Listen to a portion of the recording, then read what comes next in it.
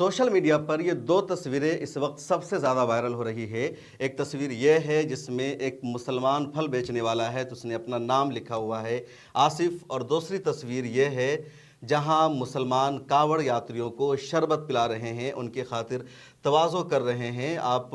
इसको भी देख सकते हैं कि कावड़ यात्री जा रहे हैं और मुसलमान इन पर फूलों की बरसात कर रहे हैं। दूसरी तरफ इस खबर को आप देख लीजिए, जो खबर इस वक्त एक इंटरनेशनल खबर बन गई है कि जितने मुसलमान कावड़ यात्रियों के रास्ते में आते हैं, उनकी कोई बिजनेस है, उनकी कोई दुकान है, उनका कोई ढाबा है, कोई ठेला लगाते हैं, तो उनको अपना नाम जाहिर करना होगा या उनको वहाँ से जाना होगा, क्योंकि कावड़ यात्रियों के रास्ते में कोई मुसलमान फल बेचे, ऐसा नहीं हो सकता है। सौरभ शुक्ला की रिपोर्ट भी आ गई है जिसमें जो मुसलमान उन ढाबों में काम करने वाले थे, जो वेटर्स थे, उन सबको उन ढाबों के मालिक ने निकाल दिया है कि कावड़ यात्रियों का यहाँ से गुजर होगा या यहाँ पर वो खाना खा सकते हैं।